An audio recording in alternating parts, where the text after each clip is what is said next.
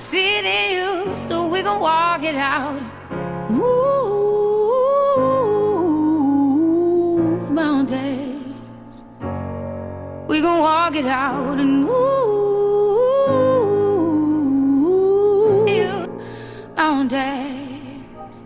And I'll rise up, I'll rise like the day. I'll rise up, I'll rise unafraid. I'll rise up, and I'll do it 1,000 times again. And I'll rise up, I'll like the waves. I'll rise up, in spite of the ache. I'll rise up, and I'll do it 1,000 times again. You,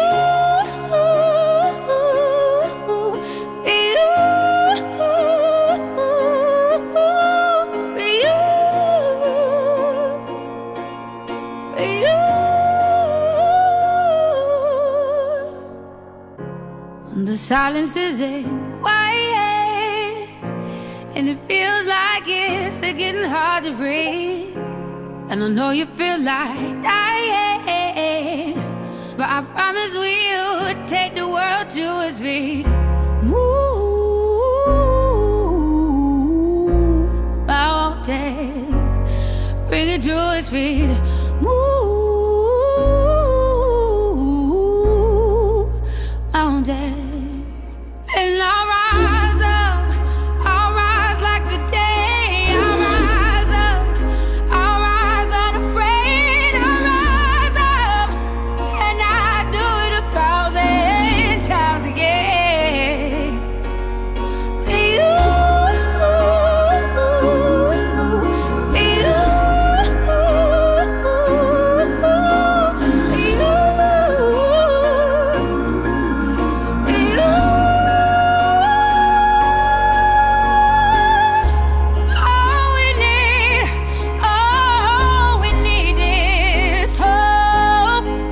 We have each other, and for that we have each other, and we will rise, we will rise, we'll rise, we'll rise. Good evening, everybody, or good afternoon, as it is. Welcome to Saturday's live LUF Lounge. Streaming live and direct to you guys. Guys, like and share. Let's get this banded around because we've got an absolute cracker in store for you this afternoon. So, what is the LUF Lounge, the Lancashire User Forum? It's a space. It's a safe space. It's a place for people like us, people who've been in addiction, people who are in recovery, people who are still struggling. We've just fitting into life, guys, dealing with addiction, dealing with active addiction, substance misuse, mental health issues. This is our space. It's a blooming bloody good safe space for us to be able to come along, have a chat, give some feedback, and get some affirmation. It's a place for us to get our voices heard, guys. The way we do that, as I've already said, is click, like, and share. Red Rose Recovery, it's, we are hosting this. We are a Lancashire-based charity. We provide peer support, peer-led support, training, volunteering and employment opportunities to people like us, people who've been through the bloody ringer, been through all kinds of adverse experiences in their lives. People think we've not got anything to offer. They're wrong. We've got a lot to offer, guys.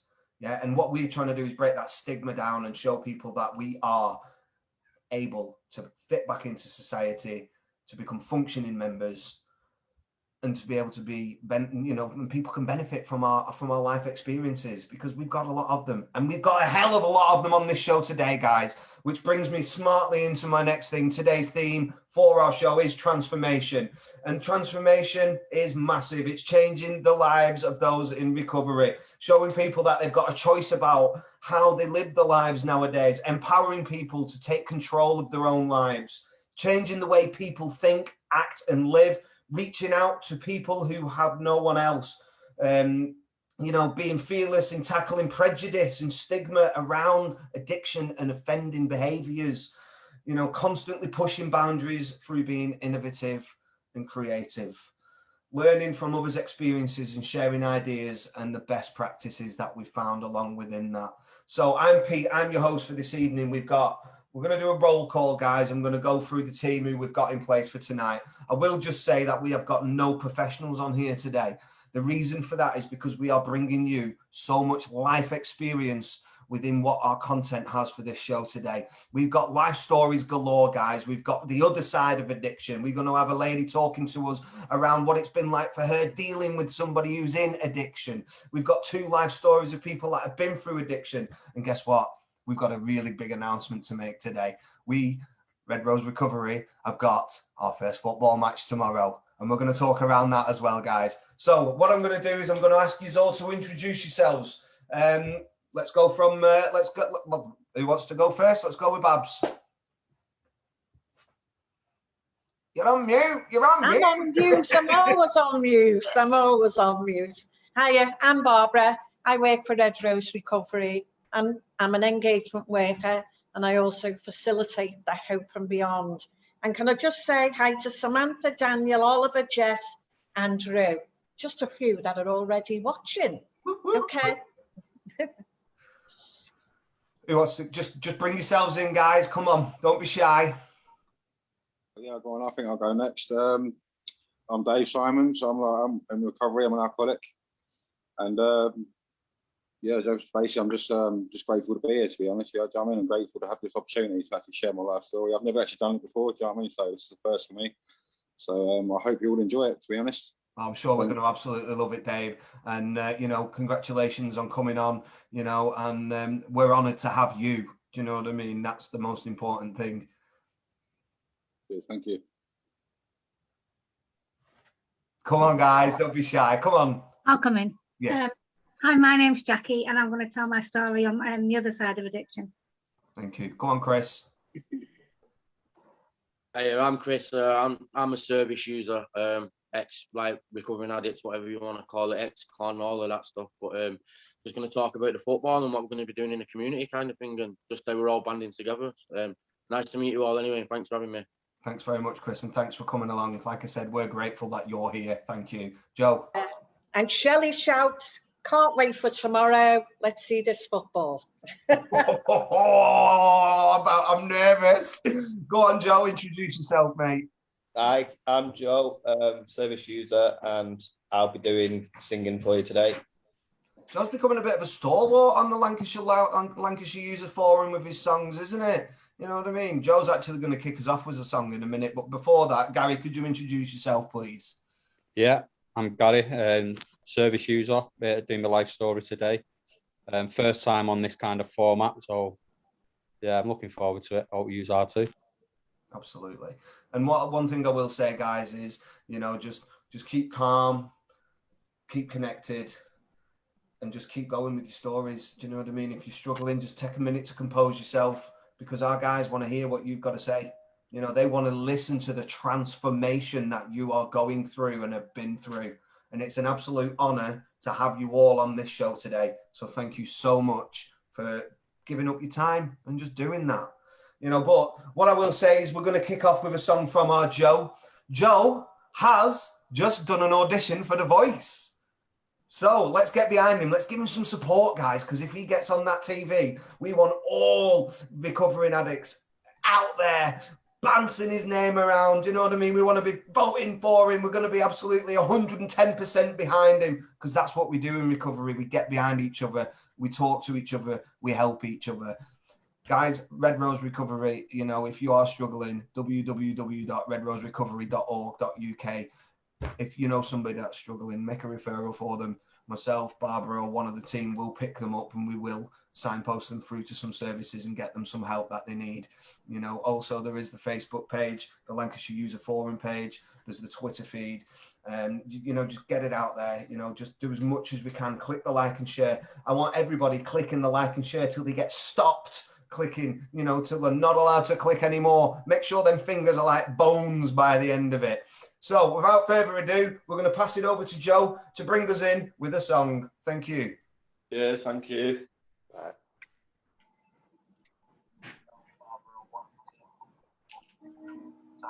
So without further ado, we're going to pass it over to Joe Tell me, what does it look like in heaven?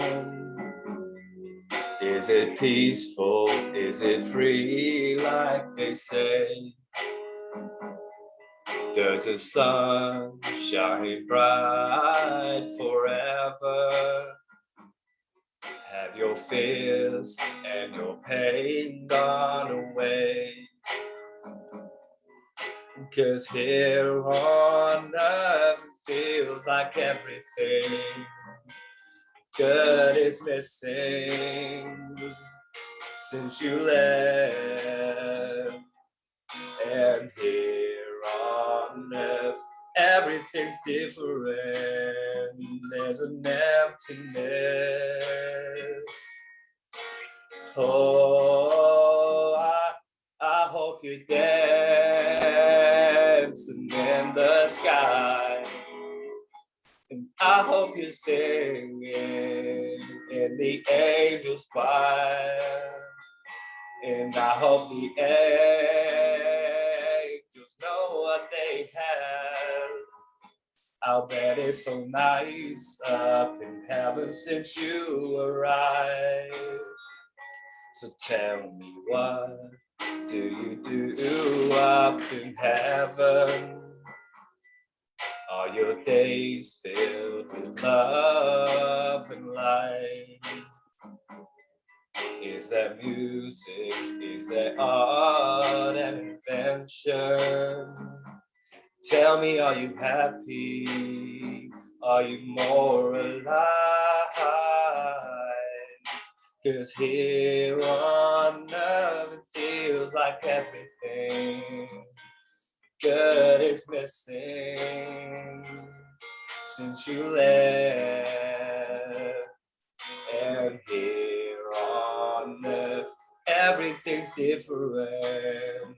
There's an emptiness. Oh, I hope you're dancing in the sky. I hope you're singing in the angels' choir. And I hope the angels know what they have. I'll bet it's so nice up in heaven since you arrived. And I hope you're dancing in the sky. And I hope you're singing in the angels' choir. And I hope the angels know what they have. I'll bet it's so nice up in heaven since you arrived. Since you arrived.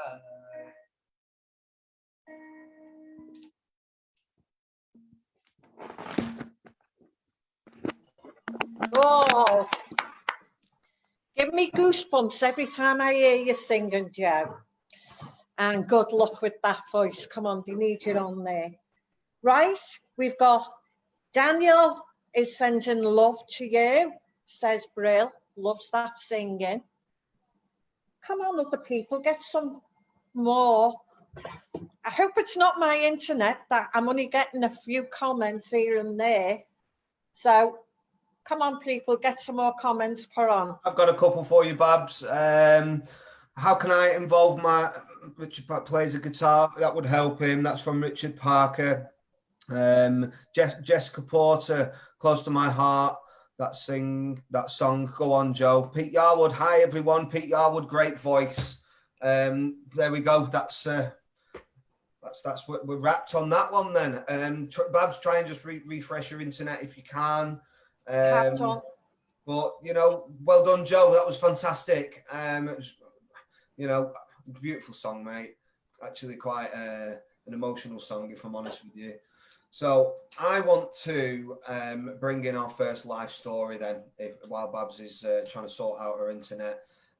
If we could have Mr. Gary Flynn take the stage, unmute yourself, sir, introduce yourself again. And do you know what, mate? Just go for it. You just put yourself out there on the line, bare your heart on your sleeve, and let everybody hear what it is you've got to say. And then we'll give you some affirmation at the end of it, mate, friend. Thank you. Yeah, so I'm Gary Flynn. You know, I'm here to do my life story today, and you know, if just one person can get some identification or whatever from it, then I'm more than happy. You know, recovery has given me a lot, so giving a little bit back is huge.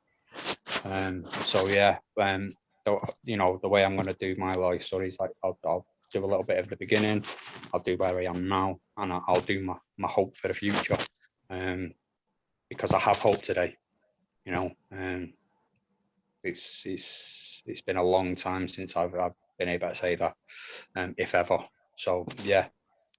So I guess we'll start at the beginning. So yeah, my upbringing, you know, I come from a family that's full of criminals, full of addicts.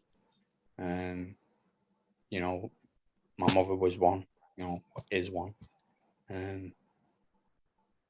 My father was a bank robber. So he was in jail all the time and whatnot. Yeah, and I lived on an estate where you didn't grow up, you were dragged up, really. And yeah, you know, I was around criminality, I was around drugs from a very, very young age. You know, and I was around alcoholics all the time. And yeah, you know, I didn't have the greatest start in life. But you know, that's just the way my life was at that point, you know. Unfortunately, at the age of 8, you know, things happen to me that shouldn't happen to any child. And yeah, you know, my life took a major turn at that point.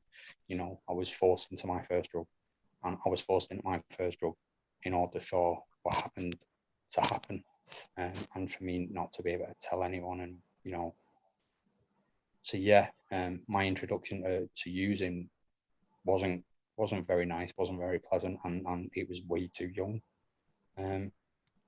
You know, and that was my life for a little while, you know, a couple of years at least, where each weekend I was getting made to use certain substances, and you know, and things were happening, and you know, and I felt like I couldn't talk to anybody, and you know what I mean, I was scared. I mean, to be fair, today I'm still a scared person as it is. You know, I suffer from a fear-based illness. And yeah, so I was just constantly scared. You know, I didn't have any friends. I didn't want to talk to any friends. I didn't want any friends, because of everything that I felt. You know, 8 and 9 years old, feeling guilt, shame. You know, feeling dirty, feeling worthless, feeling helpless. And unfortunately, that was my life for a couple of years, for a number of years. You know, I was my mother was an alcoholic who was heavily drinking at that point. And you know, she did some terrible things in addiction. And it's funny I say that is because I'm sat in her house right now, and there's a barbecue outside. My brother and a few other family members are there. And you know, some people have asked me before, well, how can you sit with your mum? Because she was in addiction. I've done some horrendous things in addiction. So I can't judge anyone. And the fact is, she's tried, and she's making amends as I am. So yeah, you know, that's a big thing in itself. But back to the story is, you know, I never really went to school. You know, simply because of everything that was going on, and you know, like I say, I was living with family members in addiction, so school wasn't really a big thing for us. So yeah, you know, my younger years were they were already full of isolation. They were already full of anxiety, already full of fear, already full of abuse, already full of drug using, or already full of hanging about with people, you know, using that were older than me. And unfortunately, you know, like I say, unfortunately, that was my life until I was maybe, what, I think I was 14. And I don't know how I did it. I had a broken leg, broken collarbone, through stuff that had happened, and I just turned up to the social services, which I knew, and I begged for help. I begged for them to take me away because I knew if not, then I'd probably end up dead. So yeah, fortunately, they listened to that. They took that on board, and they put me in a foster home. And that was my first time of that was honestly the first time that someone had shown me true compassion, that someone showed me true care, that someone showed me, you know, true love. And I was very uncomfortable with that. I hated it. I was, you know, yeah, I just couldn't handle it. So because of where I've come from, and because I was quite comfortable in pain at that point, and I was quite comfortable in misery and, you know, darkness, to get kicked out, I robbed the house. No, I didn't sell any of the stuff. I didn't do any of that. I went and put it in a bin that corner. But I knew that the things that I took, they were very sentimental. They were, you know what I mean? So I did that to get the biggest reaction, and I got kicked out of there. I got, you know, because I was more comfortable living in at the bottom of any kind of, you know, I didn't know how to accept. I didn't know how to accept any of that kind of stuff, and I didn't know how to give it. Certainly didn't know how to give it.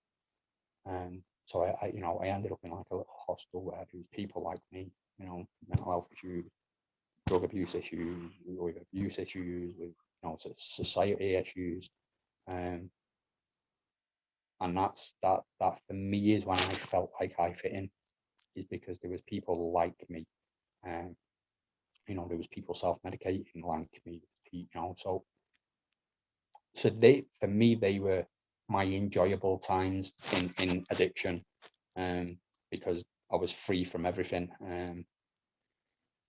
But that lasted less than 2 to 3 years, and by that time I'd you know, I'd moved on to substances. Now I've not mentioned many substances because for me it doesn't matter, you know, it doesn't matter what you use, it doesn't matter at all. What matters is where it takes you, off that dark place, that horrible place, that feeling, you know, worthless and alone and isolated. That for me is what the addiction is, not the drug. And yeah, so, you know, I lived in this little place for a little bit, and things started getting worse and worse, and you know, I become more violent. I become more, I don't know, like self-obsessed. You know, I was self-harming. It was, you know, if you were saying that you were my friend, that meant you had to do what I wanted you to do. That meant that if you lied to me, then you're not my friend, you're an enemy, and an enemy deserves what they get. And that's what I was like, you know, from becoming someone who was abused, I became an abuser. And it was horrific, you know. I stole off everyone I knew. I beat on people, everyone that I knew. You know, I was out of control, to the point that a friend of mine, he told a little white lie, and in my warped thinking, you know, because that's what I suffer with, very warped thinking. I thought it'd be a good idea to try and kill him. And that's what I did. I tried, and I ended up in jail at 19 years old with a life sentence. You know, no family to support, no real friends to support me.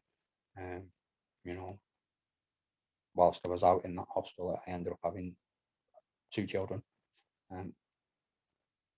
with my then partner. I got locked up, and very quickly they ended up in the care system themselves and got adopted. Had to sign them over to be adopted, which was one of the hardest things I've ever done in or out of recovery.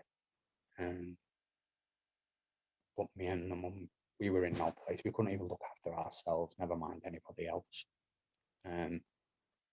So I think for me that's the kindest thing I've ever done for anybody. Was to let them go and live with a family that could provide for them, and could love them and could support them. I mean, I love them, and I got them bits and bobs, but I was not there for them emotionally in any sense, because I didn't know how to be. I just didn't know how to be. So like I say, I got a life sentence. My using in jail went escalated. People would think, how's that? Is jails full of addicts? It's full of people that know how to beat the system, and drugs are very, very readily available. It's not a nice place. It's full of violence. It's full of fear. It's full of it's a horrible place to be. I've been in jails and I've seen some horrific things. I've been in jails and I've done some horrific things. And I've left people with scarring. I've done some disgusting things that I don't think I would normally have done if I weren't using, if I weren't in active addiction. And that became my life for 15 years. Moving from jail to jail, and constantly fighting on a graft to get my next whatever, and at that point it didn't matter whether it was hooch, whether it was meth, it didn't matter. It really didn't matter. As long as I got a head change, as long as I didn't feel that's all I was after. And yeah, I don't know what point, but at some point I decided to give recovery a bit of a go. Got involved in doing some education, got myself some maths and English, and little bits here and there, and a little bit of self-esteem, a little bit of self-worth, thinking I can do things. And I actually got a little bit of clean time. I got maybe about a year, and I thought, wow, I've cracked this. Let's get some hooch on go. And as soon as I had the hooch, then obviously other things come into play. Ended up, in the block numerous times, fighting, and numerous extra charges. And what I'm trying to say is for them of you that haven't been to jail yet, because there's always a yet, just don't. It's a horrible, vile place, and it's full of very, very sick people. So yeah, I got out a few years ago. Thought I had everything boxed off. Thought I was living life. Got told I'd go and earn bail hostel for a couple of months, and they'd get me a house. They'd get me a flat. They'd do something. I've landed on my feet. They're going to do everything for me. It didn't work out that way. So as soon as things started falling away, true to form, I went back to using and selling and violence, and I ended up back in jail. I got out again. I was doing much better at that time. I got a partner. I was with my partner, and someone that I can actually say that I loved. And unfortunately, she passed away from this disease. And that didn't stop me using. Losing my children, losing a woman that I loved, losing my liberty, losing, everything. It just didn't stop me using it because I couldn't. you know, I got out of jail just over 6 months ago. I've not touched a thing since. You know, just over 6 months clean.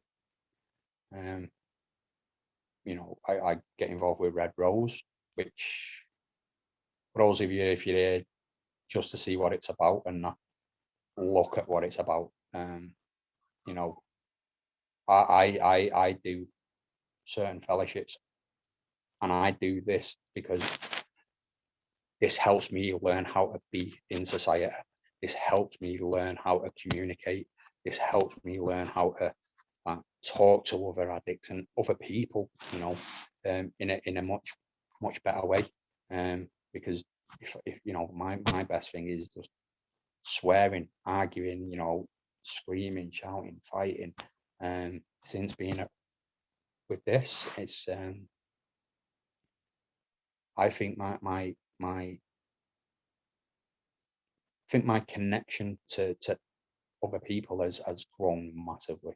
You know, there's a few lads on here that I meet up with on a weekly basis, and one of the lads I'll talk more about that later. And you know, that's probably one of my is something I enjoy most in week, to be fair.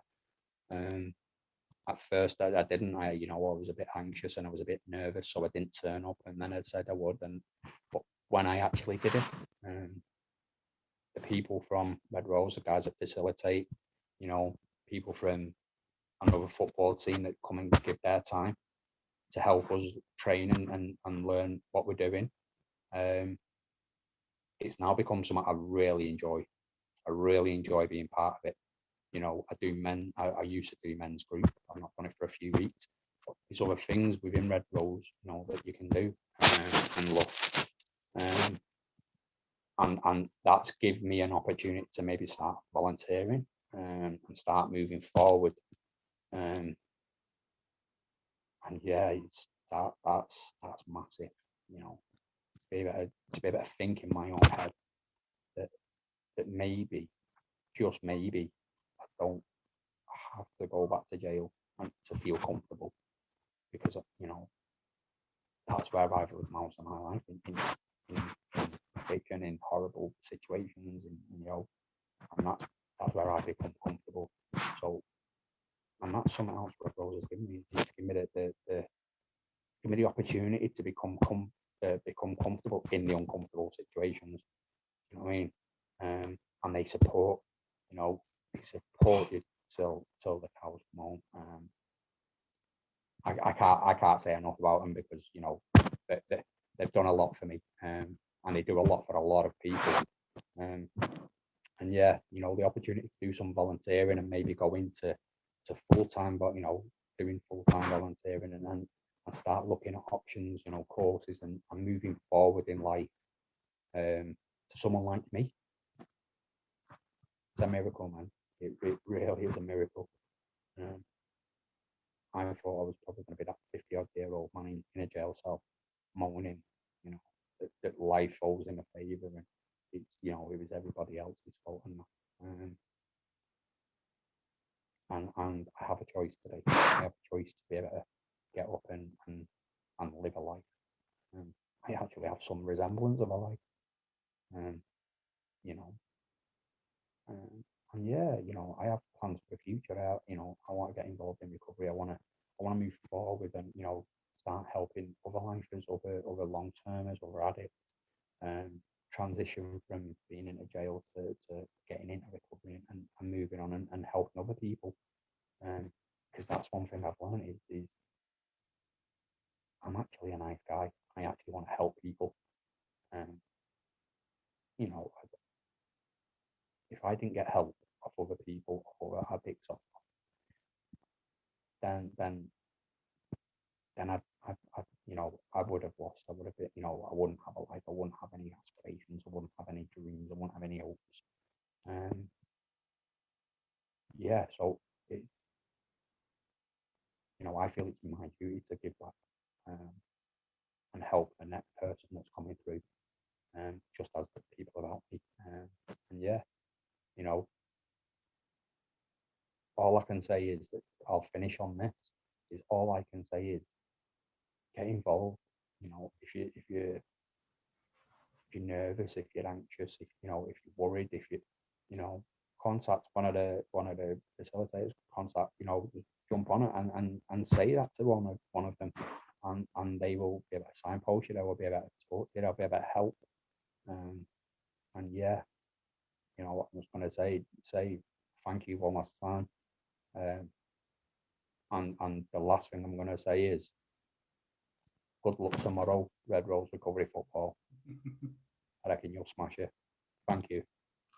Thank you so much, Gary. Gary, you know, as Gary was just saying then, you know, if you do need help, you do need support, if you are feeling anxious, if you are struggling with life, www.redroserecovery.org.uk. Gary, that was probably one of the most powerful life stories. I've still got goosebumps that I've heard, mate. And you know what, right? That first day you came down to the football, mate, I could see the nerves in you. I could see the anxiety in you. But the thing is, what we do best is we wrap ourselves round each other and we support each other and we give each other that affirmation that we need. You didn't want to play, but you ended up bloody playing that day. And I must say, I'm gonna let something out of the bag for Gary here, right? Gary goes to gym on a Wednesday and he always trains his legs. So when we go training on a Thursday, he's knackered, and he's just so funny watching a grown man that's come through the prison system run round the football field going, ow, ow.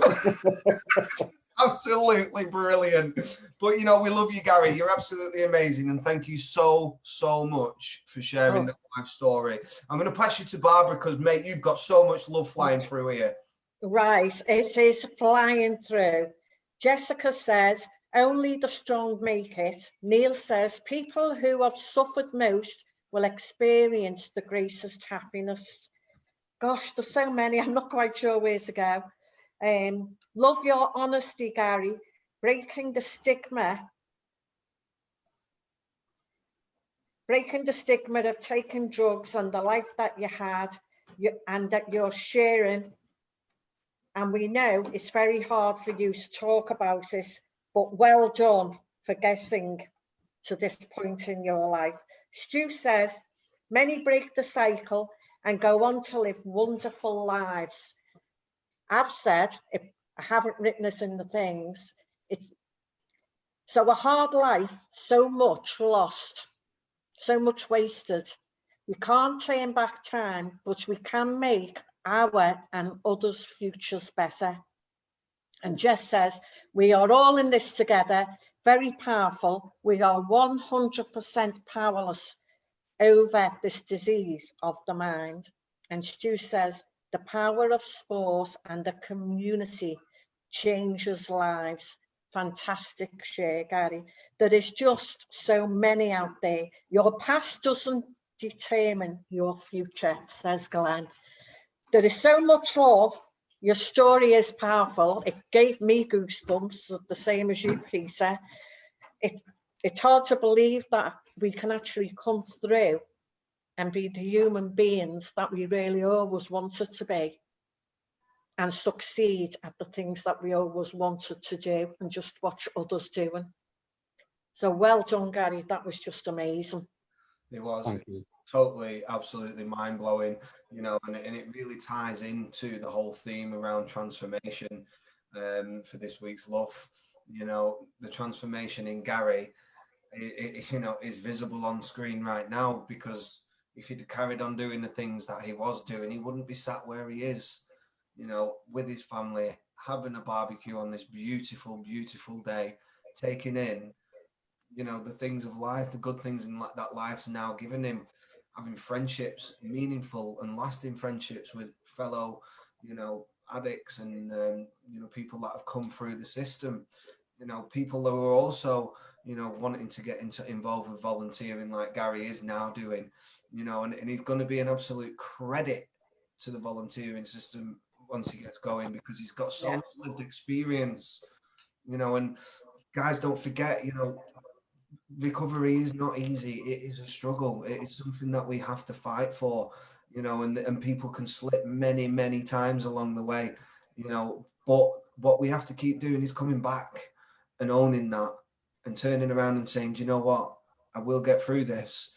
And the way we get through it is with people like you guys, you know, having that connection with people, having that time to be able to sit and spend and talk and thrash out and discuss when you're feeling like shit. Do you know what I mean? And get rid of that negative feeling that you've got where you feel there's no choice but to go and pick up. Do you know what I mean? Thanks so much for that, Gary. You've been an absolute inspiration. I'm absolutely tomorrow. Please. And Stuart says, our mate Stuart says, it's never too late to change, and it's never too late to give us a try. I think that's great. I like that one. Absolutely. Just give it a try and see what happens. Absolutely. So I'm going to move on from that. So Gary, thanks very much for coming along. And that was your first time doing that, and on such a big platform as well. You know, that confidence is booming inside of you now. You know, I will say, make sure you keep connected to your connection circle, because, you know, that may well have, you know, like anybody's life story, it may well drag things up that, you know, can be quite raw for you. So, you know, make a phone call to some people. You've got my number, you know, I'll always pick the phone up for you, mate. Do you know what I mean? And like I say, I'm gutted you're not coming tomorrow. Talking about tomorrow, we're going to move it on. So tomorrow, Sunday, bank holiday weekend. Nearly 5 weeks ago, one of our guys decided that, you know, as we were going back to face, we were going to start doing something around sport, and we started a football team up, the Red Rose Recovery football team. And I just want to put a shout out there to the guys at OKFC who've been also getting themselves wrapped around us and nurturing us, you know, and giving us some affirmation and pushing us through and giving us the confidence to be able to, to get a team together. We were struggling. We thought we weren't going to be able to field the team, but we've got more than enough, and it's amazing, and I can't wait. But I'm so nervous and I'm so excited. But oh man, it's like a proper yin and yang thing going on. So yeah, we are actually playing our first game tomorrow, guys. It's going to be being played in Leyland. I will find out the proper address at some point along the show. But the most important thing is it's a fundraiser. So could I ask media to just share something for me, please? And then we can talk around who this person is we are going to be trying to raise a little bit of money for. So I'll just wait on my media department throwing that up.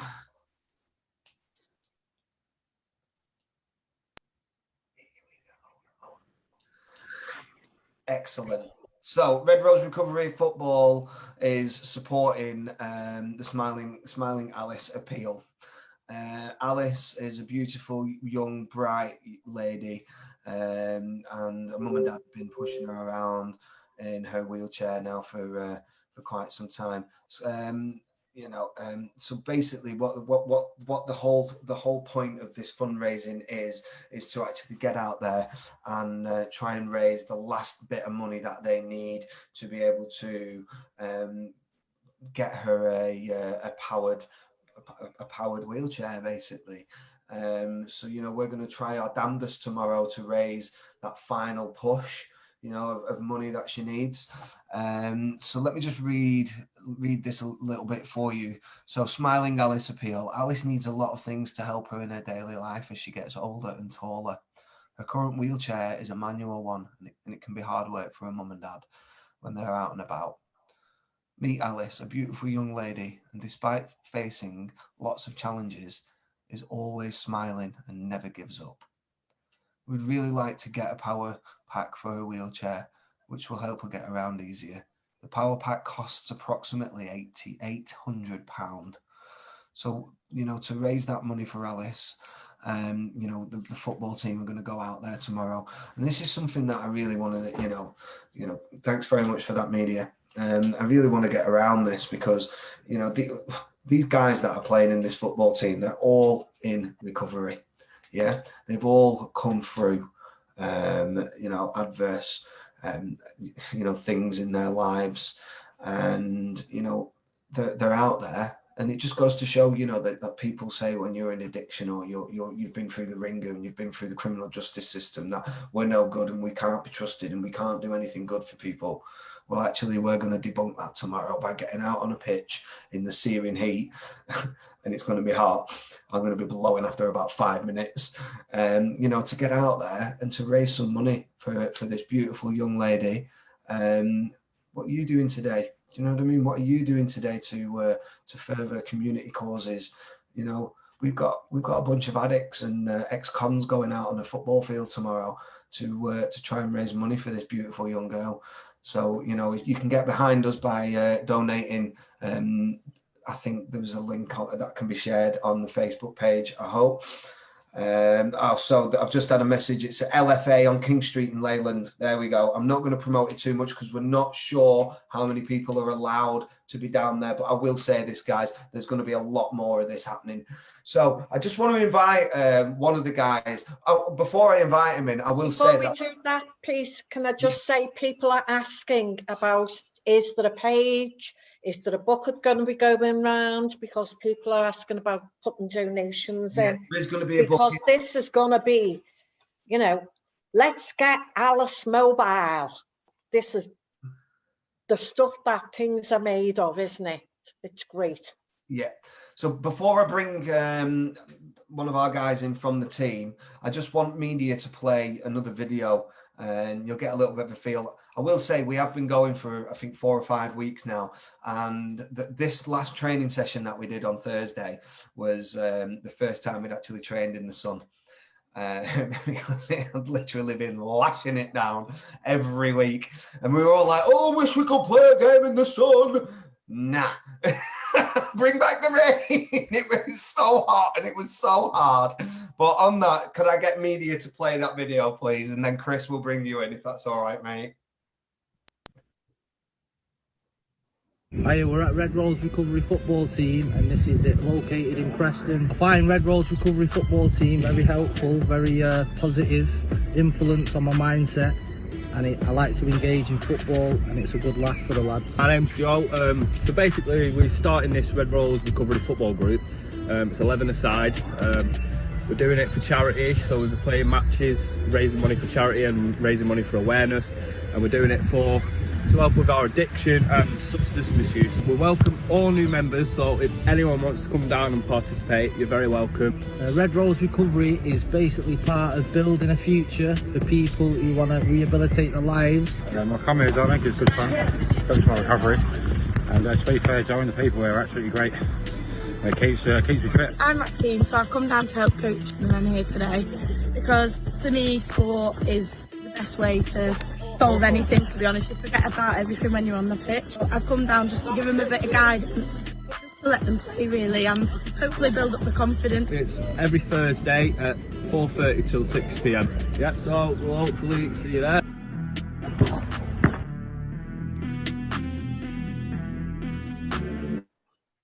Oh, I tell you what, Pete, I think we should have a vote on who's got the most knobbly knees the week after. Yeah, I think that would be great. You know, we be able to. I think we're going to actually get some filming done while we're actually playing the game, Bab. So, you know, we may well be able to play another video on our next LUF. So I want to move it on now and bring in Chris. Chris is a member of the football team. He's also a member of Red Rose Recovery.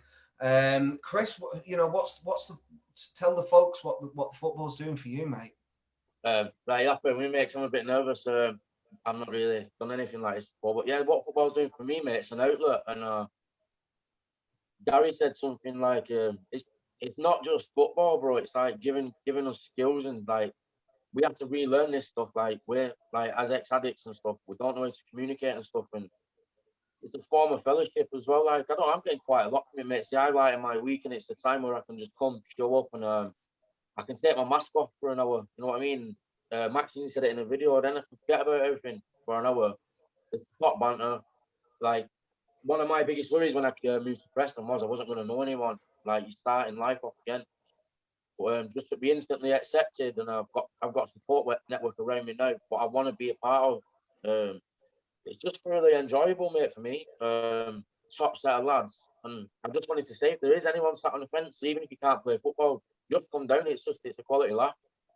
Exactly, you know, and you know, I'm gonna keep asking you a few things around this because you know this is a football team, but it's not just about the football, mate. There's a massive amount of recovery going into this as well, isn't there? Because we're all fellow ex-addicts, recovering addicts, you know, people still in addiction, do you know what I mean? And we are putting it out there for people to be able to get support. So it's not just about the football, is it? You know what I mean? Yeah, that's what some people might think. Oh, it's just a bunch of lads having a kick about, bro. But it's not. It's like, and they were like raising money for this little girl, Alice. You know what I mean? Like he said something like we've been through the ringer, bro. But society wrote us off, bro, and told us we weren't good for nothing. Like we probably told ourselves that as well. But like all you've got to do is look at the evidence there, bro. Like we've been write-offs. You're talking about transformation and stuff as well. The theme, like there's 15 lads that were like wrote off by society, so we couldn't do anything, and we're actually putting back into a community that we've all like we've absolutely rinsed it, smashed it to pieces, and it just feels good to be a part of something and give back. And I don't do it together, bro. We're like a little unit down there as well at football. You know what I mean? And it's like you saying, it's not about the football. I know I can ring any of them lads. We've got that the football group where if my head's falling off, I can just ring someone and like I don't know, bro. It's just we're all in high spirits for it as well, giving us something to do, and it's positive, bro. That's all that I'm getting from it. I mean, it's Exactly. pure positivity. It's massively positive, isn't it? Because you know you're actually Yeah. running around and exerting yourself, and the feeling that I get from it afterwards is like no other. Because you know, for 20 odd years, I've been bang at it, doing things that you know we shouldn't be doing, and neglecting all elements of fitness and neglecting all elements of connection. You know, I used to take myself off and isolate on my own, curtain twitching in the house and things like that while using. You know what I mean? And now I'm, you know, it's getting me out there. It's getting me around fellow people. It's getting me connections. Do you know what I mean? And it is powerful stuff. Recovery through sport, you know, and it's not just recovery through sport. It's recovery through giving each other some affirmation, being there for each other as well, isn't it?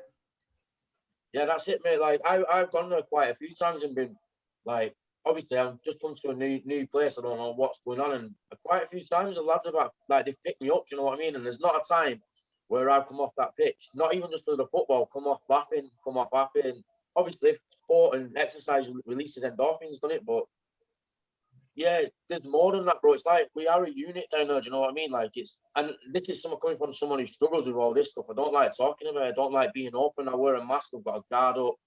I don't need it though, bro. Do you know what I mean? I just feel welcomed, and I know that like, you know, like we have trust issues as ex-addicts, and I know no one wants anything from me. You know, like in that way, kind of thing. It's just amazing. We come. Like, if I had her, bro, I'd say let my hair down, but it's just good to go kick back, play football, and let it out. Do you know what I mean? Yeah, man. No, it is powerful stuff, you know. And again, you know, we're going out there tomorrow to raise money for people, you know, for that young lady, Alice, you know, an individual who needs help, you know. And like you said on when you first came in, you know, society have written us off, you know. So we need to ask other people, what are you doing to help other people? Because we're a bunch of ex-addicts, ex-cons running around a field raising money for people, trying to put back into society, you know, and that makes us feel good, you know, and it also gives us purpose in life again. You know, we're actually out there, you know, doing good for people, and everybody has written us off, you know. So we're trying to prove to these people that have written us off that, you know, there's good in us, isn't there? Yeah. Yeah, that's it. Hey, Yeah. sorry. Oh, sorry, am I all right talking? Yeah, carry on, mate. Carry on. Yeah, it's absolutely massive what he's doing, bro. Like I used to, when I was in addiction and stuff, I used to sit there and think, why can't I do that? Or like I'll never be able to do that, bro. But then not just that, bro, the joy you get from watching the other lads do it as well, and know that we are all as one doing this together, bro. It's sick. Like it's picked me up today as well, because I mean after days, bro, I want to say thanks to for that story then as well, bro, because that's like kind of sent my head a bit west. It's blown my mind. It was that good, bro. And props to you, bro. It's sick. It's because like I met him for the first time last week, bro, and like what a gentleman he is, and like to see that, and then it gives me a bit of hope and think, you know what? I'm not a write-off. I'm not the muppet everyone says that I am. Well, I was, but I've got a chance now, and it's not just football, bro. It's like I keep saying, there's other options for the volunteering and all that kind of stuff. It's not just kicking a ball around. Do you know what I mean? Like I feel now my biggest fear, like I said, when I come here was, oh, what am I going to do? You know what I mean? I'm 31, I'm starting out in life again. And I actually said to my ex-partner, I don't know what I'm going to do. All them worries have gone. Like, I don't know what I'm going to do, but I just know there's doors opening and I have a purpose, you know what I'm saying? Absolutely. And I know that's with lads, yeah. Absolutely, and doors are opening. You know, there's volunteering opportunities, and guys, you know, we have just posted a rake of new jobs out on the Red Rose Recovery website. You know, so get on there, have a look at the jobs. If there's anything that interests anybody on the Facebook platform, or even you guys in this room, do you know what I mean? Get out there, maybe just put yourself forward. You know, you're better than you think you are, and you're worth more than you think you are as well. You know, Chris, you're an absolute, you know, gentleman yourself. You know, you've come down there, you know, you make people laugh. We all have a laugh, especially at me blowing. I only have to run a lap at pitch and I'm absolutely blowing. But, you know, it feels good to do that. And I go away from that and I meet up with Gary afterwards and we go to a fellowship meeting of one of our choices, you know, and then we sit there and we'll discuss it further, you know, in the fellowship. And you're more than welcome to come down to something like that with us as well, Chris. But no, thanks very much, mate. I can't wait for tomorrow. Come on, boys and girls. Yeah. We have a couple of girls that play for us as well. We are not saying it's just the lads that are allowed to do this. Anybody is allowed to get involved. If you want to come down and just support us on a Thursday, you know, and come and watch us train, you're more than welcome, guys. But Chris, you've done absolutely amazing just coming on and just sharing that little bit. And, you know, it's boosted your ego up. It's give you a little bit more confidence. And you know what? You're fantastic, mate. So thanks very much for that. Hey, can I just say something before I go, bro? Can I just say a big shout out to OKFC for just giving us this opportunity, bro? Because we're so hyped up for this, us. Yeah, man. I think they're going to get a bit of a shock tomorrow, aren't they, lad? Yeah, I think they might do, yeah. Right, Barbara, over to you.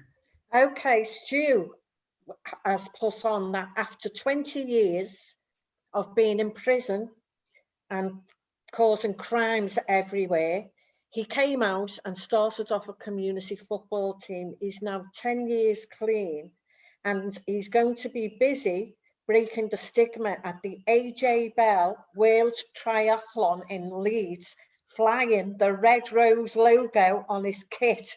Keep going, guys, he said, the best is yet to come. And health and wealth, and after years of neglecting our bodies, they need to be fixed too. How true is that? Yeah, you know, we're going to be flexing some stuff tomorrow. We really are. I can't wait. It's going to be great. It's going to be hot. I'm hoping till you lose a couple of pounds in tomorrow's game. So anyway, I want to move on, Barbara. So thanks for the comments there. Thanks for everyone that's been on so far today. It's been great. And I want to bring in Dave now, if that's okay. And Dave's going to come and share his story with us, a little bit of experience, strength, and hope. Dave, are you there, mate? Yeah, I'm here, mate. Yes, my Cockney, mate. How we doing, bro? Rubbish, guys. Sound you good? Still not got any better, have I? So it absolutely cracks me up when people try it. Like, it absolutely cracks me up. Yes, Dave. I'm just gonna pass the floor to you, mate. Just take it away, pal. Well, yeah, mate, I've actually got a bit of a sweat on, like, you know what I mean, thinking about it, like, you know what I mean? Like, I think I've got more of a sweat on now than what I did on training the other day, to be honest. But you need to move a bit quicker then, lad. Oh no, mate. But yeah, well, let's say where I start. Like, I started when I was a kid, basically. Do you know what I mean?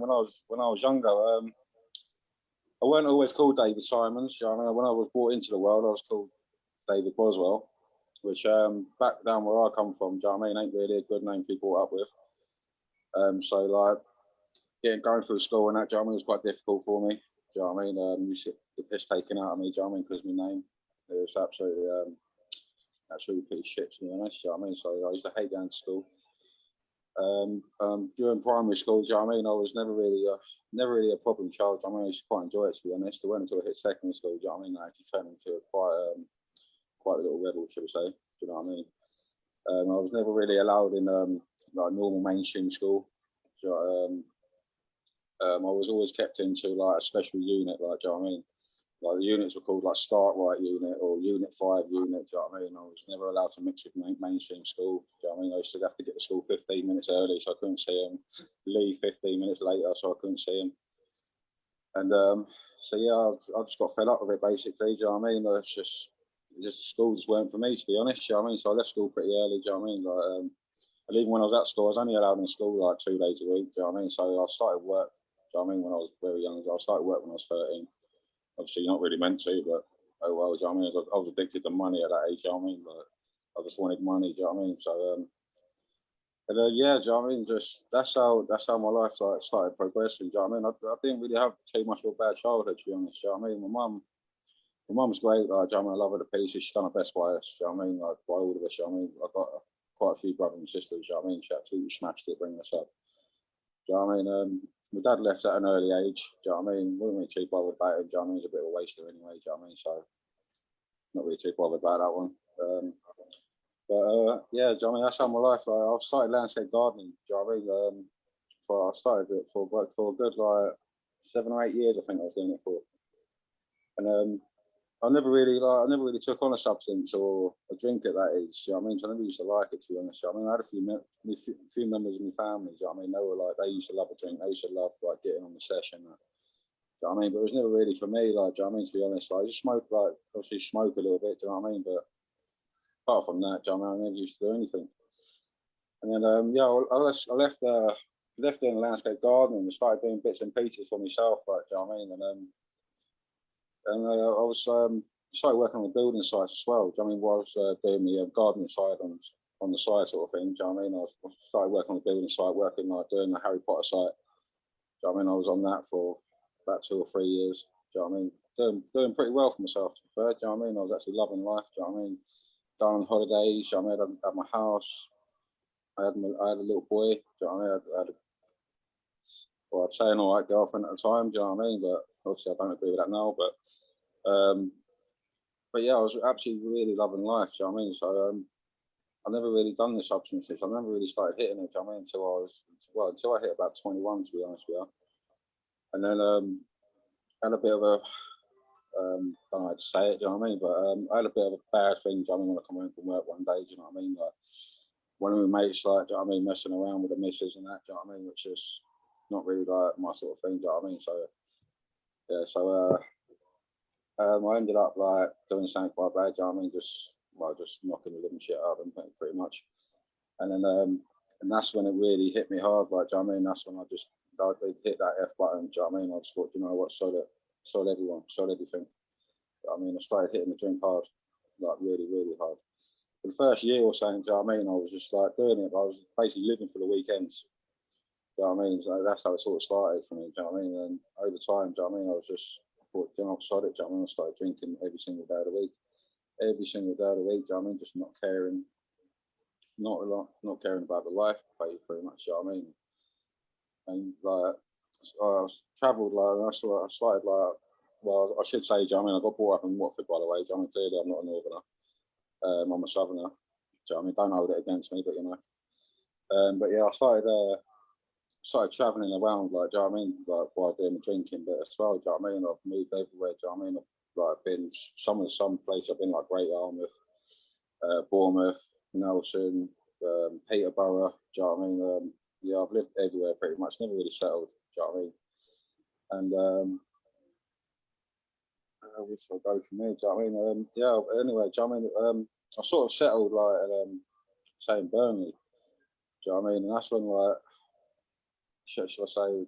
I mean, things like at first things were going alright. To be fair, do you know, I started working for myself. Like, do you know what I mean, doing like house refurbishments and that. Do you know what I mean? I thought personally things were going right. Do you know what I mean? But I still didn't give up the drink. Do you know what I mean? I just loved it too much. It always blocked out.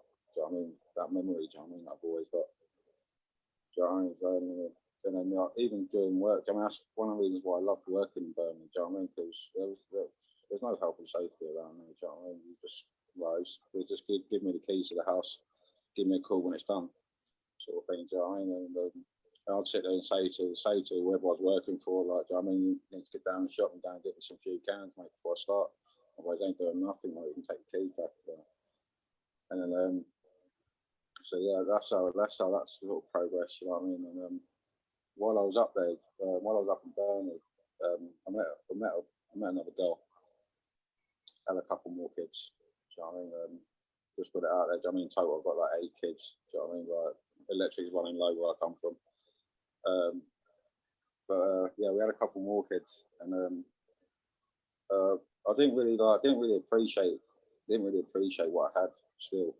Do you know what I mean? Because obviously the drink was just, I preferred the drink over everything.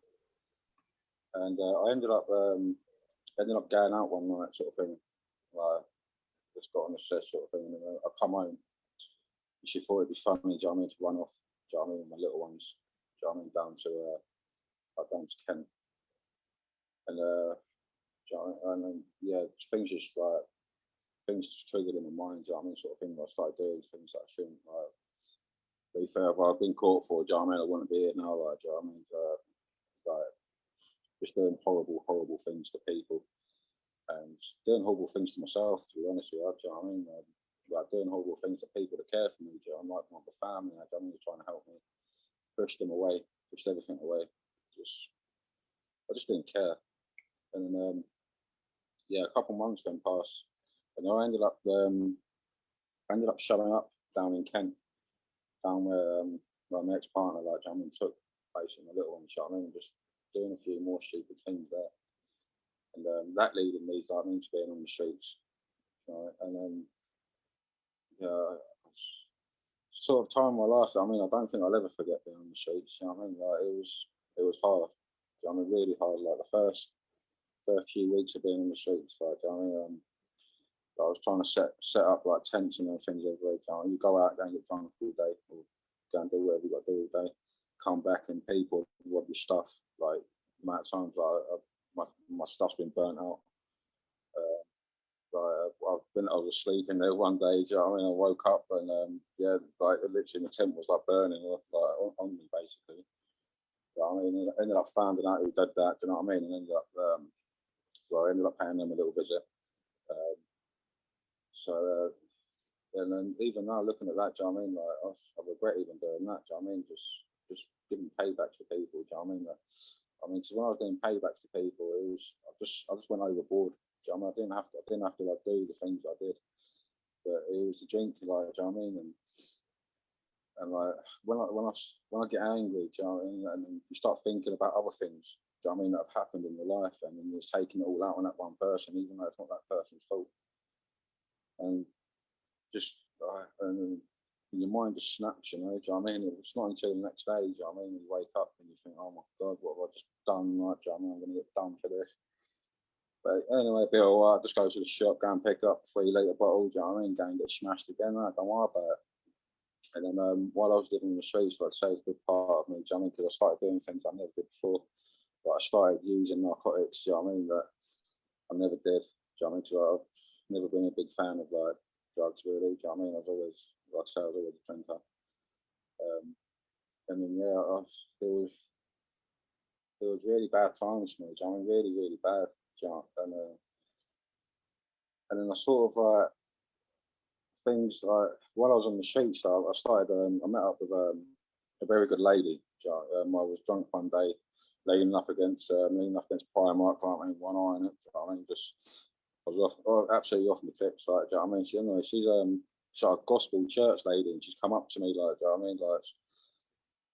I gave her like a bit of a spiel for about 10 minutes. You know what I mean? Like, and she walked off from me, and I gave her my phone number before she went off. And she rang me up 10 minutes later, like, asking her to meet me.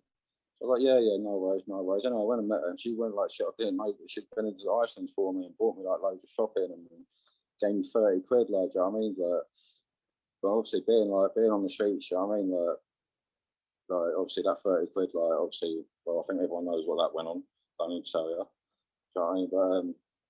But yeah, that lady that I met that day, do you know what I mean? She really, like, she helped me a lot, do you know what I mean? She actually paid me to get into some homeless place. Do you know what I mean? Which was like, it was like a homeless place for down in Kent, do you know what I mean? They were like fairways or something they were called. Do you know what I mean? I started doing bits and bobs for them, do you know what I mean? But I still never gave up the drink, mate, do you know what I mean? Like, and I was living in there for a little while, and then I ended up coming back up to Burnley, and I ended up bringing the girl, like, the girl that ran off from my little one, you know what I mean? I ended up bringing her back up with me, sort of thing, because no matter what you've done to me, do you know what I mean? Like, I can't, I hate seeing women suffer. Do you know what I mean? I just don't like it, and I really hate it. Do you know what I mean? But people used to pick on her and things like that, because while I was on the street, I stopped talking to her. But I always used to see people terrorising her sort of thing. Do you know what I mean? And I always offer me tips about it. Do you know what I mean? Like, I've got a big problem with people terrorising women. I hate it. Do you know what I mean? So anyway, I bring her back up with me, and started like carried on hitting the drink. Do you know what I mean? But more and more and more by this point. Do you know what I mean? Like, not only was I hitting the side, do you know what I mean? But I was also hitting the black cans. Do you know what I mean? Which was really, really bad. And I even like I say, I was going back to work. Do you know what I mean? While still drinking. And I went one time. I went and done a job on a roof while drunk. Like, do you know what I mean? I don't advise anyone to do it. Do you know what I mean? But I sort of come off the roof and then smashed my foot apart, like my left ankle. Do you know what I mean? Smashed that. And I got myself put into a cast, still drinking that point, sort of like, you know, and then I still didn't give up the work. I mean, I was still going to work, plastering ceilings in the cast, I mean, climbing ladders and things like that. I mean, in the cast and that. Do you know what I mean? Like at the time, do you know what I mean? People would like thrive on it. Do you know what I mean? Like looking back at it now, do you know what I mean? You think like, well, you absolute idiot. Do you know what I mean? The people used to thrive on me doing it. Do you know what I mean? They'd sit there and laugh their heads off. Do you know what I mean? Actually go and buy me drink. Do you know what I mean? Just to watch me, like, do you know what I mean? Just to watch me make a dick out of myself. Do you know what I mean? Sort of thing. And anyway, I come out of my cast. Do you know what I mean? And went back to work. Well, I didn't go back to work. I was still working. Do you know what I mean? But I think I had like a couple of weeks off at that point. And I ended up going back to work. Do you know what I mean? Still drinking at work, and I was absolutely annihilated. Must be like 9 o'clock in the morning. I was absolutely off my tits. And ripping a wall down. And the walls come down, like, do you know what I mean? It's coming for me. Do you know what I mean? I've had to jump out of the way, otherwise, if not, I would have right off. It would have killed me outright. But it's caught my foot, and it's literally smashed my foot. Literally, I mean, absolutely complete, clean open. Do you know what I mean? So everything was hanging everywhere, sort of thing. And ended up going back into hospital for that. Got myself put back into a cast, but still didn't give up the drink. Still thought it was funny. Still just, I don't know, just like, yeah, just it was just like, I don't know. Think about it now. Do you know what I mean? Do think like what a donor. Do you know what I mean? But at the time, do you know what I mean? You think you're clever. You think like, so I don't worry about it. Do you know what I mean? It's just only a little graze, like, do you know what I mean? Bearing in mind, do you know what I mean? That the foot's ain't right even today, and this happened a couple of years ago. Do you know what I mean? Being drunk and that, do you know what I mean? I didn't bother taking up the physiotherapy that I should have done. Do you know what I mean? I shouldn't have done anything like, do you know what I mean? Didn't do any of the things that I should have done, basically. Do you know what I mean? But it is what it is. Like, do you know what I mean? I can't like, well, I'm saying I can't dwell on the past. Do you know what I mean? But one of the hard things about being in recovery, do you know what I mean, is that you do dwell on the past. Do you know what I mean? Which is it's quite hard, you know. Do you know what I mean? But I'm always the one. I'm always like, I've always got to keep like. I've always learned like my upbringing. I've always learned to keep your emotions inside. I mean, emotions show weakness, and you can't show weakness. I mean, that's the way I've always been taught. Do you know what I mean? And but I mean, to a certain extent, I still live by that respect. Do you know what I mean? And like going back as well. Do you know what I mean? Because obviously, when I caught my mate doing that with my missus, I mean, like when I as I was gradually like getting drunk and drunk and drunk, do you know what I mean? Going to the mind frame. Do you know what I mean? Of like, I never had friends anymore. Do you know what I mean? Like, because that was a really good. It was a long lost power of mine. Do you know what I mean? And I just got brought into the script. I mean, I didn't have friends. I had acquaintances. Do you know what I mean? I just had people that I know. Do you know what I mean? That's all it was for me. Do you know what I mean? I never used to let people inside. Do you know what I mean? And I still never do to this day. But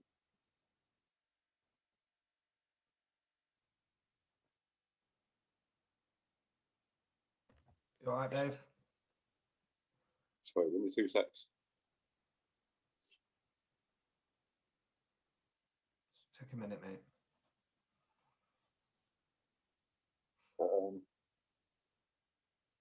I never used to take like help from people. Just try and fob them off, basically.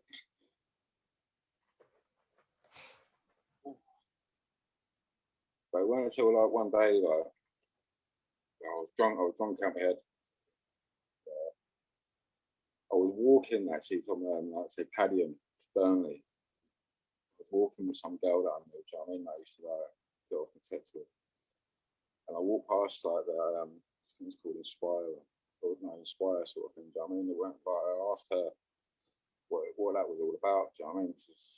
But I've seen it around a couple of times. Do you know what I mean? But I just never really knew. Do you know what I mean? So she started explaining it to me. What I mean, what that was about. And then went until I went back. Like, do you know what I mean?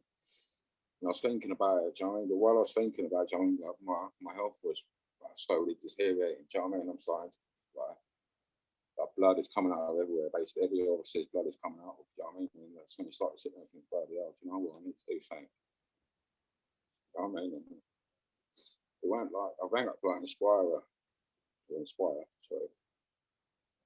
And I spoke to them. Do you know what I mean? And like I say, I never took help from people. Do you know what I mean? But it's because I never really wanted it, basically. Do you know what I mean? So I was too enjoying, like, I enjoyed the drink too much. I enjoyed not only ruining my life, do you know what I mean? But I used to get through and ruin other people's lives. And thinking about the other people, like the lives that I ruined, doing the things I've done. But yeah, anyway, I got Inspire, and then it was a long way off, do you know what I mean, before they got back to me, do you know what I mean? So by that point, do you know what I mean, I was smashing the cans hard. Do you know what I mean? I'm like drinking, you know, Kapakis, like, do you know what I mean? I'm smashing like 20, 25 of them a day, like, no way, do you know what I mean? And to the point, do you know what I mean, if I didn't have one, it hurt me. Do you know what I mean? I was all kidding over, do you know what I mean? Like, I had to have it. But then I always had this thing as well, like, do you know, I never used to steal, do you know what I mean, to get it, do you know what I mean? Like I just couldn't steal, do you know what I mean? I had too much of I don't know, my nerves, like, do you know what I mean, played me up too much, do you know what I mean? So I never used to get away with it, do you know what I mean? I think I've tried it once or twice and been caught, like, do you know what I mean? It's just embarrassing. I never tried it again, do you know what I mean?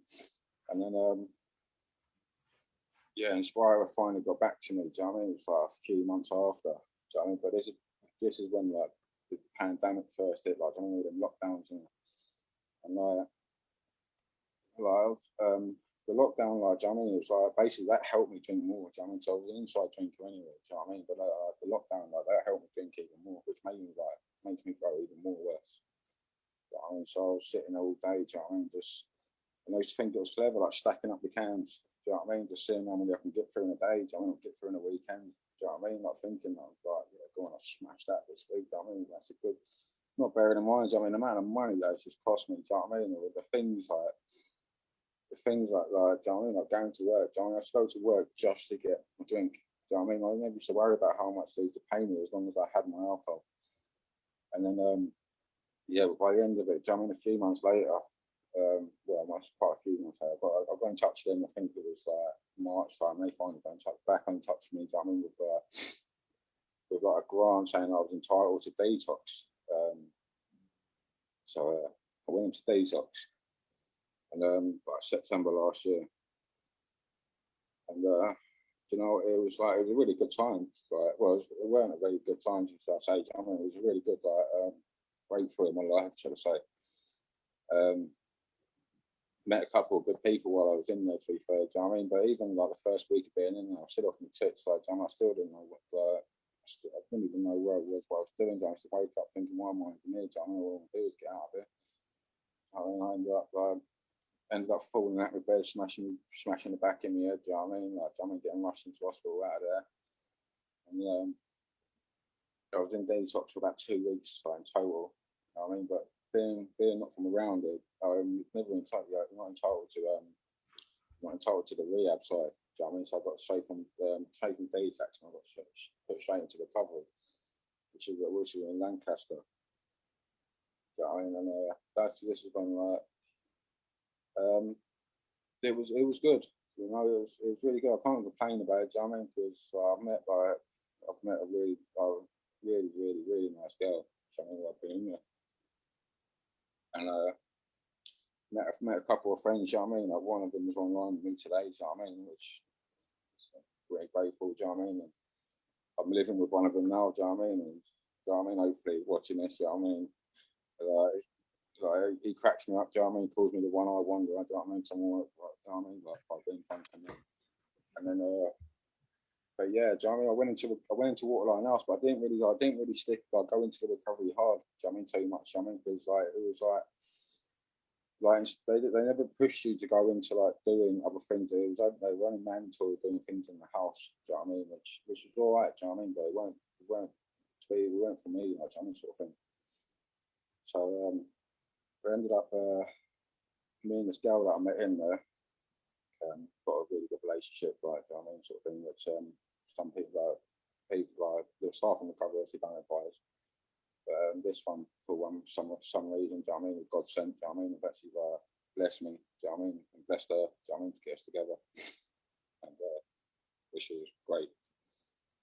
Yeah, I ended up leaving Waterline House, and I come into recovery now, do you know what I mean, again, back into recovery, and I think I come into recovery a few months ago, do you know what I mean, but I tell you what, I mean, see, being like Preston Recovery and being involved with Red Rose Recovery. I feel like I've done more now than I have done like since September last year. Do you know what I mean? Like these last month and a half or 2 months since I've been in there. I mean, like smashing the Red Rose Recovery groups. You know what I mean? Like getting involved with this. Do you know what I mean? Like it's absolutely godsend. I was on in tattoo, to be honest. And yeah, like being involved with the football team. Do you know what I mean? Like they've said. Do you know what I mean? It's absolutely great, do you know what I mean? Because you do get the chat, I mean, to a lot of the guys there, do you know what I mean? And, like you hear some stories and that, do you know what I mean? And it's like it's absolutely smashing it, do you know what I mean? And yeah, I mean, for once in my life, I've actually got like, I don't know, I've actually see a future, do you know what I mean? And I'm quite proud of it. I've got a little boy on the way now, do you know what I mean? So that's good. And sorry, mate, I've got to leave it there. Thank you so much, Dave. Power, mate. Emotions are raw. Do you know what I mean? It does not matter. Emotions mean you are feeling life, mate. Yeah, and you are doing fantastic at life right now. Yeah, you engage on a daily basis, pal. Yeah, you are a very, very valued member of Red Rose Recovery. And from today, you are a massively valued member of the Lancashire User Forum, mate. Yeah. Do you know what I mean, mate? You are doing a belting, lad. Yeah.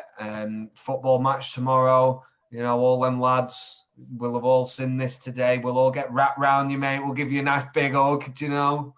Yeah. You know, you don't like taking help and that and taking love, but you're going to get some.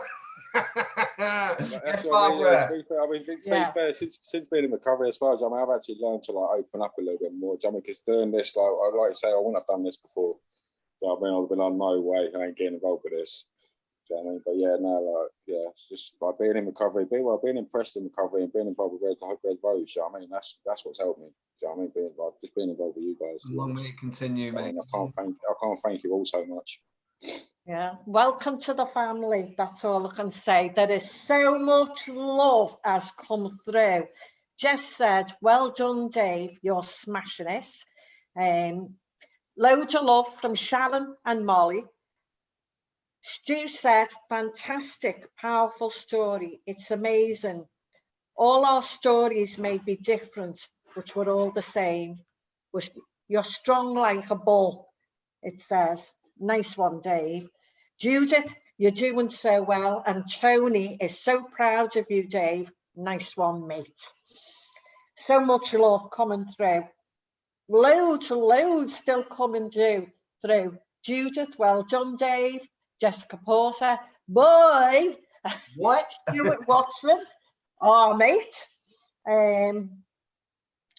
Big heart, loads of love. You are so much respected. That's amazing, Dave.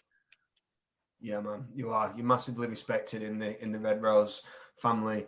You know, as one of the girls calls us, broken biscuits. We are the broken biscuits of life, mate. Yeah, we're the best bits.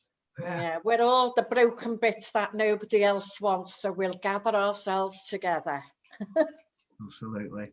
Thank you. Now Thank you. I've got a lot of respect for you, Dave. As you know, you turn up, you do what you've got to do, and you're on group all the time. You know, you're doing the groups that you need to be doing. You're engaging. You're giving feedback to people. You're just doing what you've got to do, mate. Keep doing it. Yeah, I think Scott gave me an opportunity to become a volunteer. Do you know what I mean? So I'm just waiting for that to come through. So hopefully I can give back like things that you've given to me. Basically, I hope I can give the love back. You know what I mean? So that's what it's about, mate. Giving it back. Who are we to keep it all? Let's share it about, eh? Yeah. Neil said you're a top bloke and you're a top footballer, so that's good.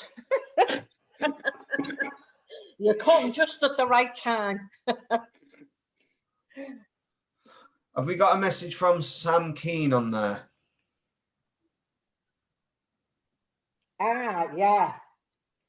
Says, I haven't been on groups for a while.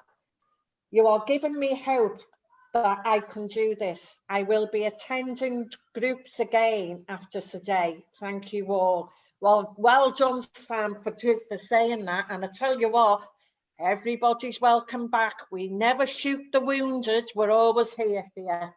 So yeah, get back on groups, get connected, and get on that road to recovery. Yeah, man. You know, you've got to remember this as well, guys. As I said earlier when we started this, recovery is not easy. People do slip, people do fall. But what we are about and what we need, and I've needed it myself, is picking back up and showing that love. Yeah, we will love you till you can love yourself. Yeah, and it doesn't matter about what age you are. Come on, look at me. I'm the old one around here. You're only about 48, aren't you, Babs? Oh, right. That's my left leg. I'm not telling you how old the rest of me is. But you know what? It doesn't matter. You know, it's me back at work. I should have retired 10 years ago. I'm back working and I'm thoroughly enjoying it. And that's the point. Helping other people helps us heal, helps us get there. It works. Wish we could make a tablet of it and then we could sell it and make £1 million, but whatever it is, it's working, so we're going to keep on doing it. Absolutely. So thanks very much for that, Dave. It's been an absolute pleasure to have you coming along and sharing that with us. I'm sure a lot of people got a lot out of that. You've certainly reached out to a couple of people because they've already put it back out there that they're coming back on groups. You know, keep doing that, keep being that positivity, keep bringing that positivity, you know, and best of luck for tomorrow, mate. All right. That's it, we know we are. Yeah, man. We might be a bit unfit, but yeah, no, I think we'll get good, to be honest. Mean machine. That's the one. Just go out chanting that and scare them to death. Listen, it's been a pleasure to have you on, Dave. Thank you so much. And you know, for the first attempt at a live story, mate, it was absolute belter. Yeah, you've touched people, you've reached people, you know, and I'm gonna ask you to come along to one of my groups and do it on the Red Rose group, mate. You know, so thanks very much for that. Now, yeah, I want to move this on a little bit because obviously, you know, I'm cautious of time. And we've had some powerful stuff on here tonight, guys, and very powerful, very powerful. With the theme being all stuck around transformation and things like that, we've seen some fantastic stories around transformation. You know, Dave's story there, Gary's story before, Chris's story, you know, myself, Barbara, you know, we are all transforming. We might not get it right all the time, but it's about just keep coming back and trying it, because eventually we do get it, you know, and there's enough people around there, you know, to be able to pick you up, welcome you back. You will never be shunned and you will never be pushed away. If you're struggling, reach out to www.redroserecovery.org.uk, make a referral, get yourself involved, get yourself on groups. You know, this is a two-way street, guys. We can put it all out there for you to do, but we cannot drag you to do it. Yeah, you've got to put some effort in as well. And once that effort's there, once you're doing the groups and once you're getting involved, you'll find that there is a lot of people out there to support you. Now, yeah. I saw the certain lady who's coming in next take a big inhale of breath.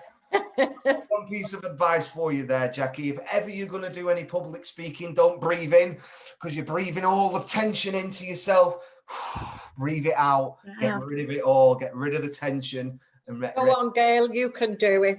Now, Jackie's come in to talk to us about the other side. You've heard some examples tonight of of the side of being in the addiction. Jackie's going to talk to us around the other side of what it's like to be on the other end of the addiction. And I think this lady's got a lot of powerful stuff. I've heard her share some things with us in groups before, and she's got a lot of sense. She makes a lot of sense. She's got a lot of positive things. You know, I want to put things forward for her going forward. We've had a little private discussion around it before, and we will move that forward. So Jackie, bring it, breathe out, not in. I'm trying. Okay. Right, I've wrote it all down, so I'm just going to go off.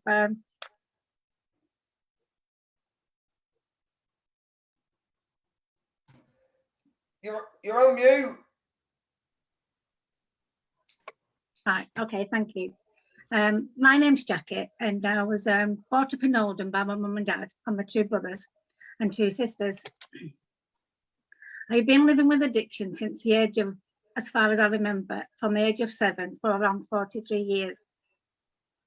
The first memory was with my dad's drinking. I realised this when my mum went to the shop for my dad's alcohol, and she used to hide it at the bottom of the carrier bag so no one could see.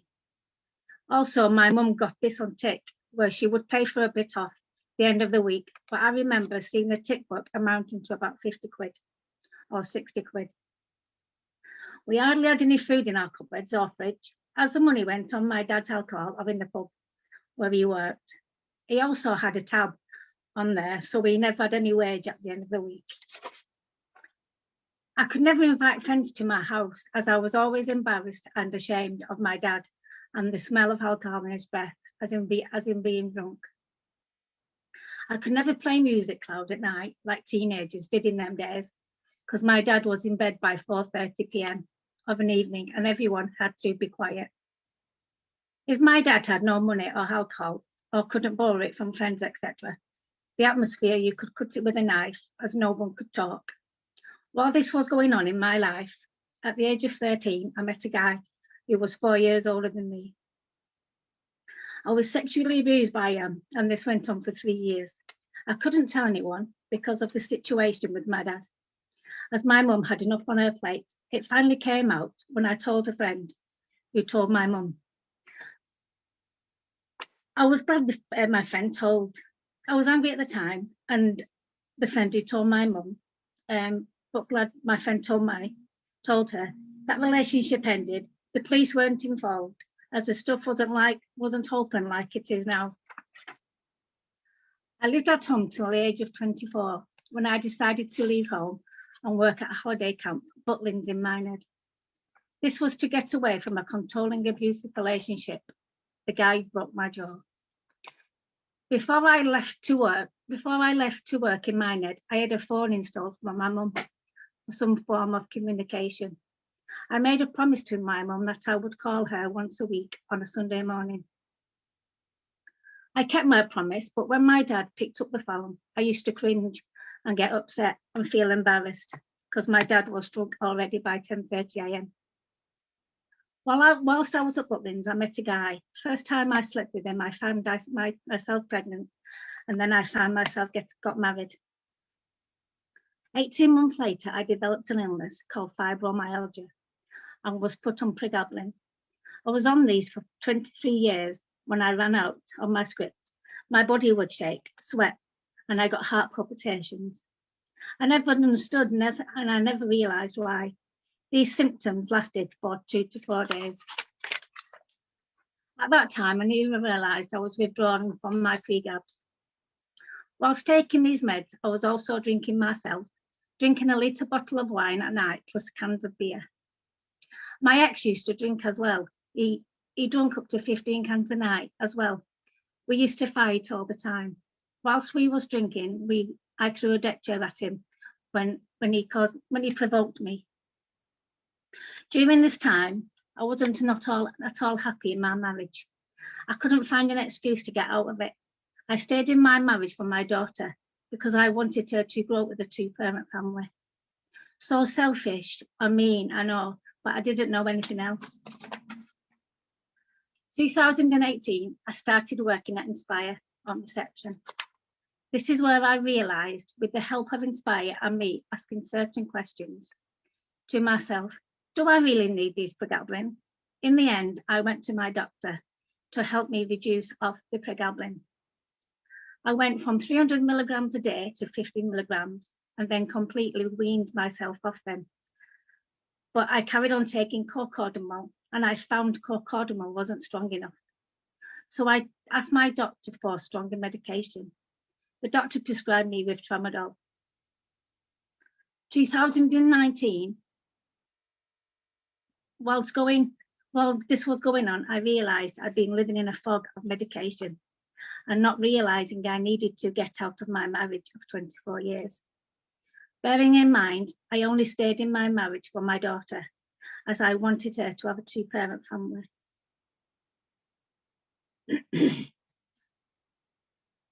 I feel guilty for putting her through hell, as my ex was a narcissist and used to control us both.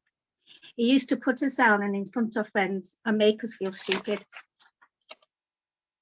For my daughter to get rid of her anxiety and to give her some confidence, she started to drink and take drugs such as coke, amphetamine, etc. Some weekends she wouldn't come home. When she came home, she would sit in her room all day and all night so that she didn't get interrogated by her father. She is now 25 years old and out of addiction and now having her first child, still scared of her dad.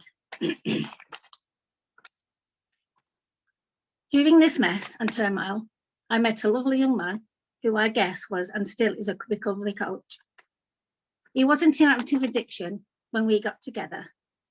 We met one night and have been together ever since, whether it be a friendship or a relationship.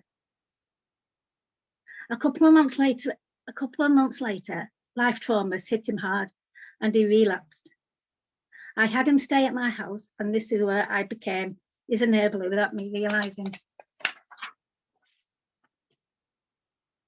3 months into his relapse to alcohol, he started to get poorly, drinking 24 hours a day, morning, noon and night. He couldn't even get out of bed or even come downstairs. He became bedbound and started to be sick and he'd rather drink than eat food. My health also deteriorated, losing weight, not eating. I never ate because my partner didn't. I would maybe grab a packet of crisps or a bowl of cereal. December 2019, I can still remember this clearly to this day. My partner had a seizure and was taken into hospital. He was in and out of hospital and in and out of hospital in that week. The last visit to hospital was life-threatening, and this was where he was diagnosed to have a stroke, which immobilised him from the neck down. He couldn't even speak, eat, move his arms, etc. He ended up in hospital for 8 weeks over Christmas and New Year. I visited him every day apart from 2 days where I couldn't go, as I was so exhausted and my own condition took hold of me. My visits lasted on a daily basis for 12 hours and some overnight stays. He also became psychotic, thinking staff were going to kill him and accusing me of all sorts. It was horrible to see what alcohol could do to a human being, let alone my partner. After his hospital stay, he convalesced and had a rehabilitation to talk, walk, eat solid foods and learn to write, etc. This lasted 6 months. May 2020, he relapsed again for 8 weeks because in his mind, he couldn't accept the fact he would be disabled for the rest of his life. This again, where he ended up in hospital. This relapse became verbally abusive and needy. He changed from Jekyll to Hyde to Jekyll and Hyde character. At times, I had to leave him to keep myself safe. The police and paramedics were called on many occasions and he was arrested. On one occasion when he was arrested, the police was unaware of his immobility and dragged him out of the house to the police van with this heartbreaking to see. I had to shout at the police to say he can't walk. During this time, I was talking to a few of old work colleagues, which put me in contact with ladies at Red Rose, where she helped me talk about my feelings, and me also had hit rock bottom. I didn't know where or who to turn to or even speak. But by Christ, if it wasn't for the ladies at Red Rose asking me to go on the women's groups, I wouldn't be strong as I am now, and I would never set boundaries for my partner and to look after my own well-being and to keep myself safe, which I did on a few occasions where I just got up and left. I was also on the foundations with Emerging Futures, which also helped me recover a great deal. Whilst my partner was in hospital, I set my boundaries and told him I wasn't ready for him to come home, as I didn't want him to put him through that again. He made a promise and stuck to it. He ended up back at my house as I couldn't see him on the street. September 2020, we had a planned holiday to see his mum for a holiday in Jersey. We got there, things happened again. Straight to his mum's, picked up a drink, and that was the start of another story. He drank easy and steadily at first, but when it came to Sunday, he got absolutely drunk before we got to the airport to come home. When he got to the airport, he picked an argument. He asked a lady to take him back as he wanted to go back to his mum's, because he now admits he was too scared to give up the drink. And this is where he left me to travel home along with all our luggage. I flew back home, absolutely dazed by what had happened. I also brought COVID back with me. I was poorly for 3 weeks and alone, here on my own, very poorly. Whilst I was home, my partner then admitted himself back in hospital. He slipped on his mum's bathroom floor because he was drunk. He was also diagnosed with COVID, so another stint in hospital in Jersey for another week. When he came out of hospital, they put him in a government-paid hotel for 2 weeks. This is where he managed to get alcohol to his room. This is after a week of detox. He yet again got plastered, thinking, yes, buzzing, no one can tell me what to do or can or can't do. He FaceTimed me and said, you're going to go mad at me, but I have taken too many amitriptyline or other meds, which was making him sound slurry and sound drunk. By this time, I didn't believe him, so I rang the hotel reception and found out he had been drinking. So I rang him and called him a so-and-so liar. When I first got home from Jersey, I went into his bank account and took all the money out of his account so he couldn't spend it on a drink. When he was due to come home, I told him I wasn't ready for him to come home, as I didn't want to go through what I had again for the fourth time. And I was told I wasn't ready to marry him until he was 12 months clean, and that I wanted him to go into rehab. I told him and set my boundaries that is going to be no more alcohol in the house. And that was 25th of October 2020. Since then, our lives have changed and have made for the rest. He has been sober now for 7 months. He has been to rehab for 3 months.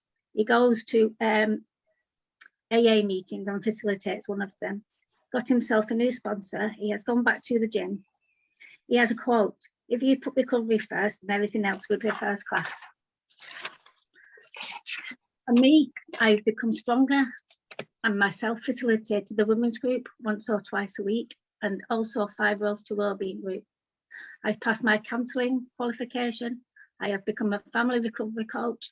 I have qualified in children and young adults mental health. Our relationship is as strong as ever and will continue to grow as I have found my voice.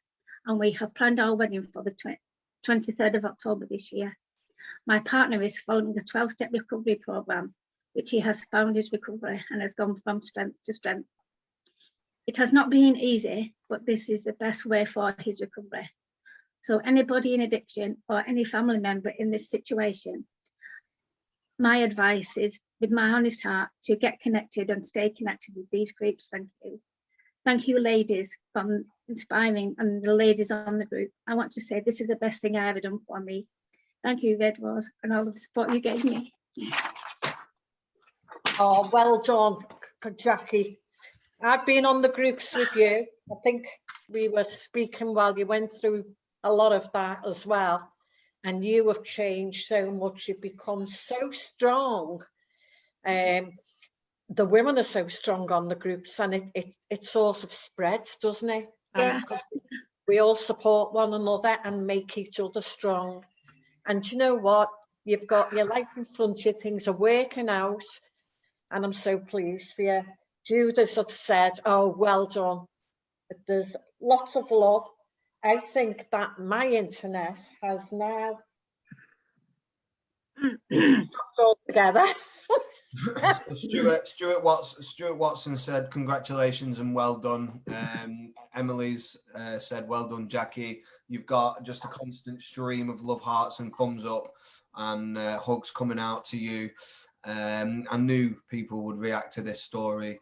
You know, you're just an absolute inspiration.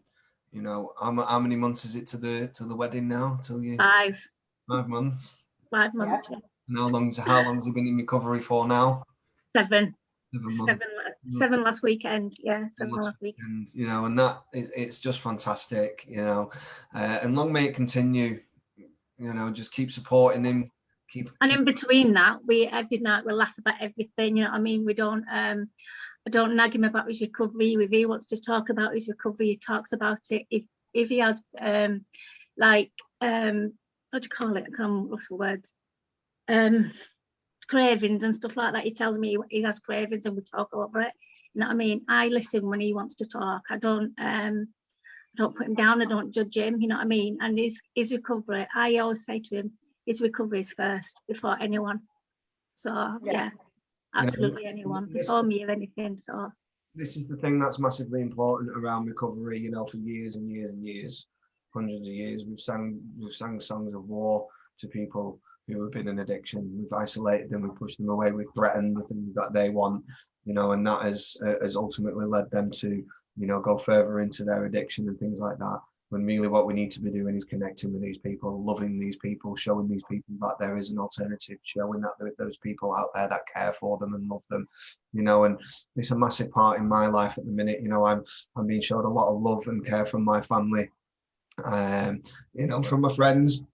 Because, you know, everybody struggles. We all struggle, guys. And you know, and if somebody tells you that they don't struggle, they're lying. Yeah. Oh, yeah. It is hard. You know, life is hard.